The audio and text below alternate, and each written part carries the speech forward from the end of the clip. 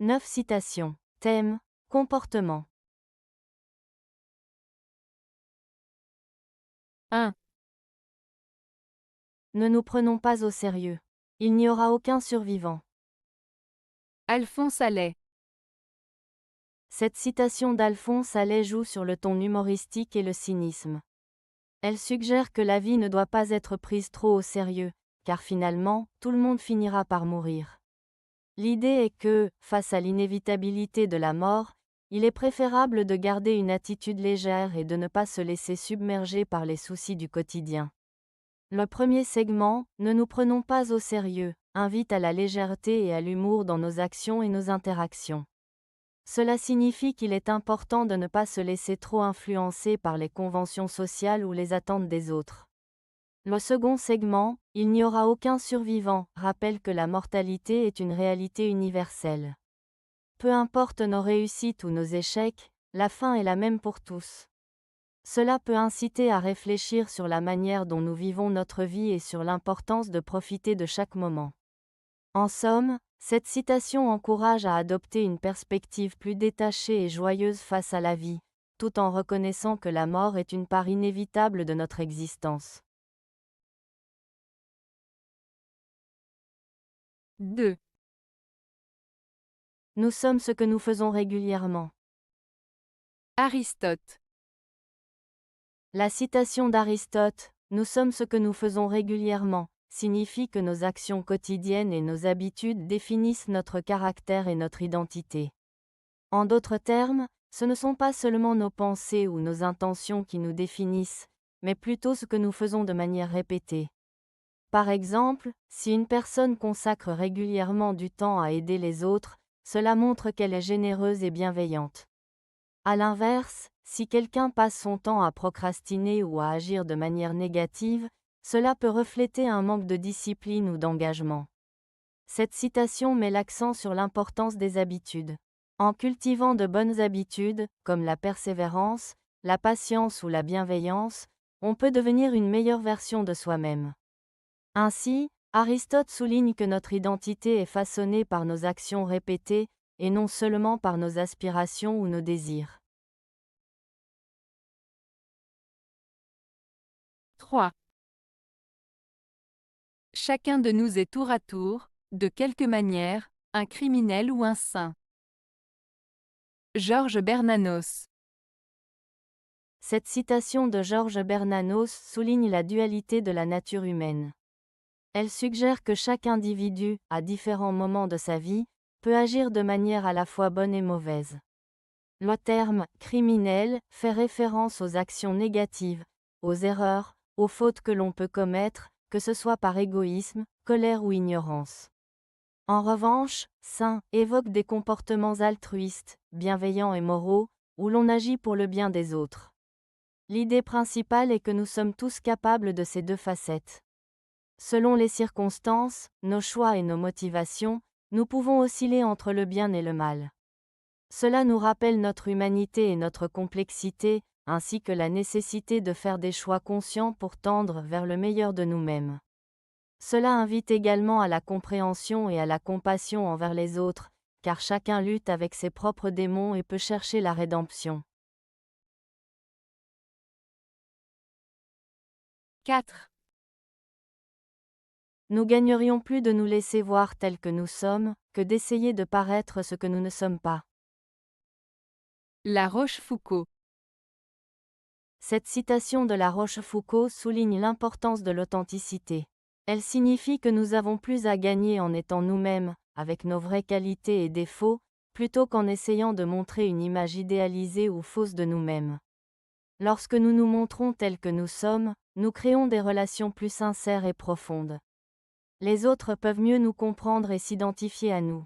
En revanche, prétendre être quelqu'un d'autre peut mener à des malentendus, à des déceptions ou à des relations superficielles. En résumé, La Rochefoucauld nous encourage à embrasser notre véritable identité, car c'est ainsi que nous pouvons établir des connexions réelles et significatives avec les autres. 5. Chacun de nous se croit un seul, alors que c'est faux, il est 100, il est 1000. Luigi Pirandello. La citation de Luigi Pirandello évoque l'idée que chaque individu possède plusieurs facettes de sa personnalité. Lorsqu'il dit que « chacun de nous se croit un seul », il fait référence à la perception que nous avons de nous-mêmes comme étant une seule entité, avec une identité fixe et cohérente. Cependant, il conteste cette vision en affirmant que ce n'est pas vrai.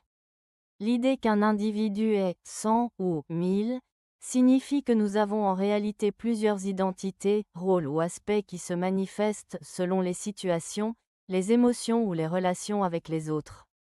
Par exemple, une personne peut être à la fois un parent, un professionnel, un ami et un membre d'une communauté, et chacun de ces rôles peut révéler une facette différente de sa personnalité. Cette citation souligne la complexité de l'être humain et la manière dont nous nous adaptons et changeons en fonction des circonstances. Elle invite à réfléchir sur la nature de l'identité et la façon dont nous nous percevons et sommes perçus par les autres. 6. Personne n'est jamais assez fort pour échapper entièrement aux faiblesses de son époque. Robert Musil. Cette citation de Robert Musil souligne l'idée que chaque individu, peu importe sa force ou sa détermination, est influencé par le contexte historique et social dans lequel il vit. Les « faiblesses de son époque » font référence aux défauts, aux valeurs et aux limites de la société à un moment donné. Musil suggère que même les personnes les plus résilientes ou talentueuses ne peuvent pas complètement se soustraire aux normes, aux préjugés et aux défis de leur temps. Par exemple, un individu peut être très intelligent ou talentueux, mais il sera toujours affecté par les idées et les conditions de son environnement. En résumé, cette citation nous rappelle que notre époque façonne nos pensées, nos actions et nos choix, et qu'il est difficile, voire impossible, de s'en libérer totalement. 7. Si tu veux savoir ce que vaut un homme, regarde donc comment il traite ses inférieurs, pas ses égaux. J.K. Rowling. Cette citation de J.K. Rowling souligne l'importance de la manière dont une personne traite ceux qui sont en position de faiblesse ou de dépendance par rapport à elle. L'idée principale est que le véritable caractère d'un individu se révèle dans ses interactions avec ceux qui n'ont pas de pouvoir ou d'influence sur lui, plutôt qu'avec ses pairs. En d'autres termes, il est facile de se comporter bien avec des personnes de statut égal, mais la véritable mesure de la bonté, de l'empathie et du respect d'une personne se voit dans la façon dont elle traite ceux qui sont moins favorisés. Cela peut inclure des employés, des enfants, des animaux ou toute personne qui n'a pas la capacité de rendre l'appareil. Cette citation invite donc à réfléchir sur nos comportements et nos valeurs, en nous encourageant à agir avec compassion et respect envers tous, indépendamment de leur statut ou de leur position. 8. Les comportements acquis ont remplacé les comportements biologiques. Margaret Mead. La citation de Margaret Mead, « Les comportements acquis ont remplacé les comportements biologiques », signifie que dans la société humaine, les comportements que nous apprenons de notre culture et de notre environnement ont plus d'impact sur notre manière d'agir que nos instincts ou nos gènes.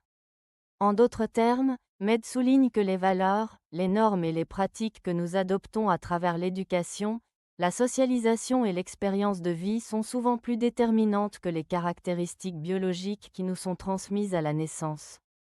Par exemple, des comportements comme le langage, les traditions, et même certaines réactions émotionnelles sont largement influencées par notre culture plutôt que par notre biologie. Cette idée remet en question la notion selon laquelle nos actions seraient uniquement dictées par notre héritage génétique. Elle invite à réfléchir sur l'importance de l'environnement social et culturel dans le développement de nos comportements. En résumé, Mead met en avant le fait que ce que nous apprenons et vivons au sein de notre société façonne notre comportement bien plus que nos caractéristiques biologiques. 9. J'ai toujours aimé les gens calmes. On ne sait jamais s'ils dansent dans un rêve éveillé ou s'ils portent le poids du monde. John Green. Cette citation de John Green évoque l'idée que les personnes calmes peuvent sembler mystérieuses. Leur tranquillité peut cacher deux réalités différentes. D'une part, elles peuvent être perdues dans leurs pensées, rêvant ou imaginant des choses. Cela suggère une certaine légèreté, une capacité à s'évader de la réalité. D'autre part, leur calme peut aussi être le reflet d'une profonde réflexion ou d'un fardeau émotionnel. Ces personnes peuvent porter des soucis ou des douleurs que les autres ne voient pas. En résumé, cette citation souligne la complexité des émotions humaines. Derrière un visage calme, il peut y avoir un monde intérieur riche et varié, qu'il soit joyeux ou lourd. Cela nous invite à ne pas juger trop rapidement les autres, car leur apparence peut cacher des réalités très différentes. Avez-vous aimé la vidéo? Si oui, mettez un pouce vers le haut.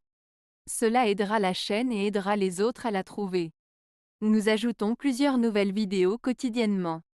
Abonnez-vous pour ne rien manquer.